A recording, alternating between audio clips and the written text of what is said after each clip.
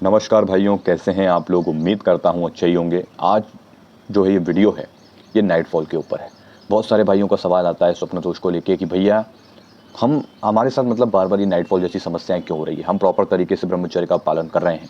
कोई भाई भाई कहते हैं भाई हमें 1 महीना हो चुका है लेकिन नाइटफॉल बंद नहीं हो रहा। कोई भाई कहते हैं हमें 1 साल हो चुका है लेकिन ये नाइटफॉल की प्रॉब्लम ही खत्म नहीं हो रही है। और जब भी ये नाइटफॉल होता है हमारा मन तुरंत मास्टरबेशन का करने लगता है कि अब नाइटफॉल हो ही गया है, वीर्य निकल ही गया है, तो मास्टरबेशन कर लेता हूँ।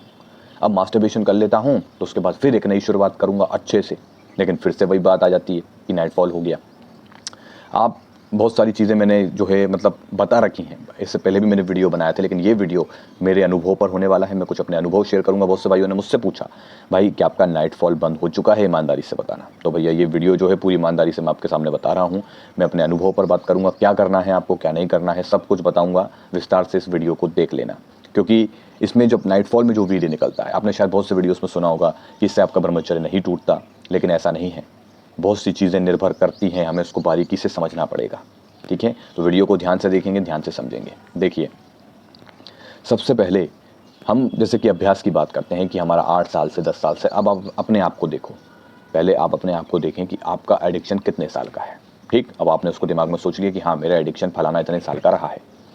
अब जब हम ब्रह्मचर्या की बात करते हैं और ब्रह्मचर्य का पालन शुरू करते हैं, तो हम अपने शरीर में कहीं ना कहीं अब जो हमारा वीर्य है, ठीक है, अब जो पहले की जो अभ्यास है, जो नस नाड़ियों की आदत है, वो लगातार ये रही है कि ऊर्जा नीचे की तरफ से निकलती है। ठीक है, इतनी बात समझ में आ गई। अभ्यास ये रहा है, ये समझें कि 8 साल जैसे कोई एडिक्शन में है, अब वो ब्रह्मचर्य पालन कर रहा है, लेकिन शरीर और दिमाग को ये आदत है कि ऊर्जा जो है हमेशा नीचे से निकलती है, हर 2 दिन में या हर 1 दिन में या हर 1 दिन में 2 बार। बात समझना, ऊर्जा नीचे से निकलती है। शरीर और दिमाग को तो यही पता है पिछले 5 या 8 सालों से। ठीक, अब हमने ब्रह्मचर्य का पालन किया तो आप पाएंगे ये 2 या 3 दिन में, जो भी भाई नए नए हैं, 4 दिन में उन्हें नाइटफॉल होना शुरू हो जाएगा।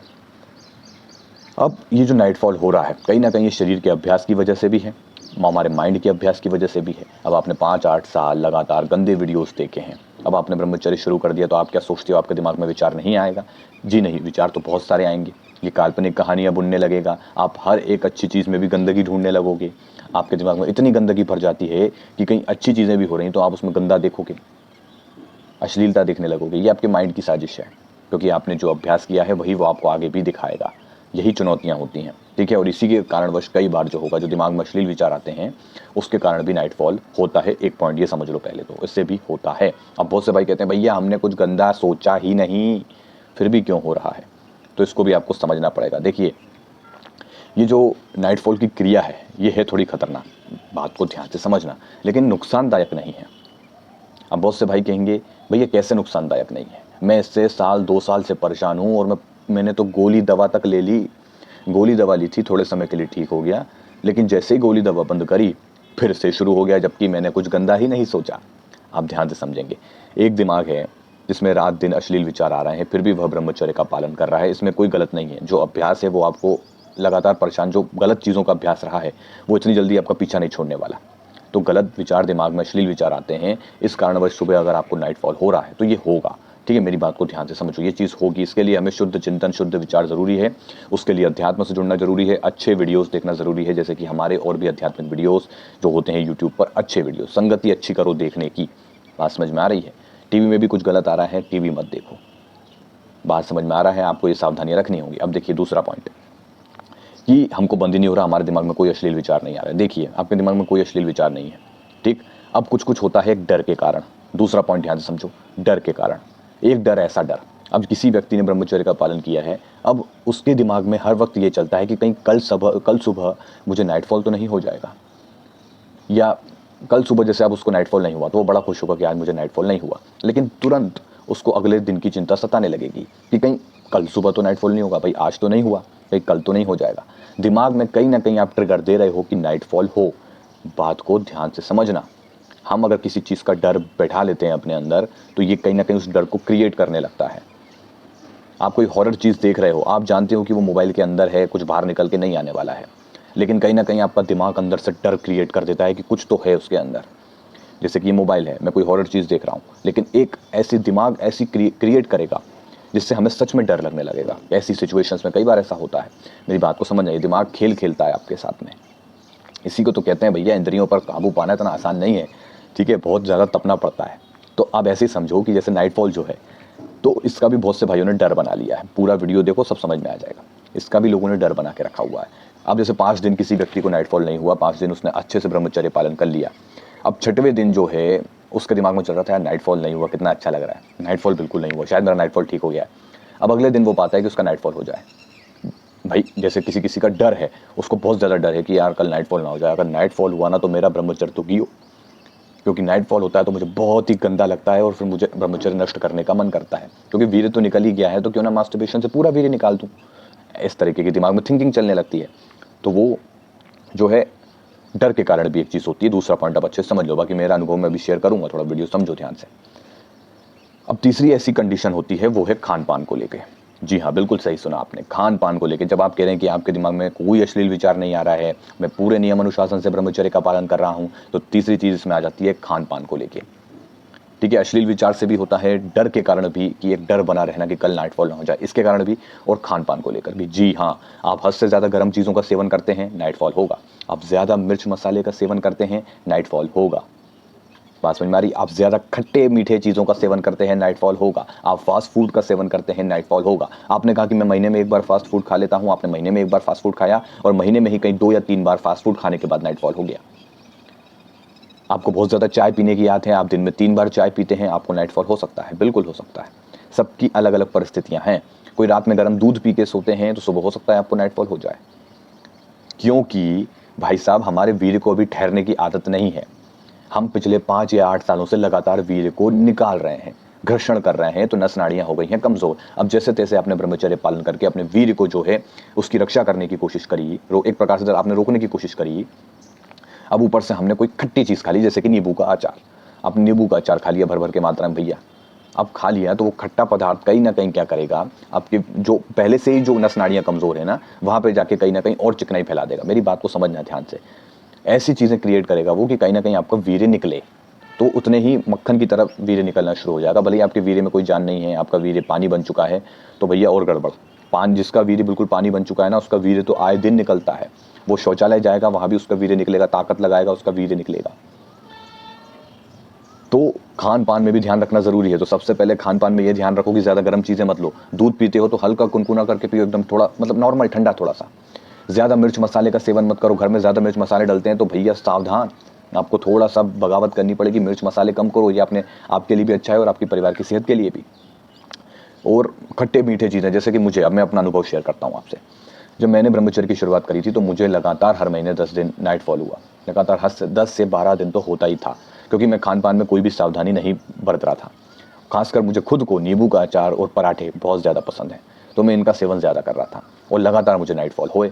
लेकिन एक दिन मैंने इसको पकड़ा, मैंने एक आध वीडियो में सुना कि खट्टे मीठे नहीं खाना चाहिए अलाना, तो मैंने इसको छोड़ा। सबसे पहले नींबू के अचार को मैंने छोड़ दिया और मैंने पाया कि मुझे आराम है। खट्टी चीज़ों से बचो, ज़्यादा मीठी चीज़ें, देखो नॉर्मल एक मिठाई का टुकड़ा खा लिया कोई बात नहीं, लेकिन अब मिल्क केक रखा हुआ है सामने, यार खा ही लेता हूँ, क्या हो जाएगा, 1 खा लिया, 2 खा लिया, 3 खा लिया, 4 खा लिए, फ़र्क पड़ेगा। अभी आप जवान हो, अभी आपको शायद इतना मालूम ना पड़े, नाइटफॉल के रूप में पता चले, लेकिन आगे आगे जैसे जाओगे और भी सेहत पे फ़र्क पड़ेगा, शुगर बढ़ना, फलाना फलाना बहुत कुछ चीज़ें होंगी। अभी पता नहीं चलता जवानी में, ठीक है, लेकिन आगे दिक्कतें आएंगी।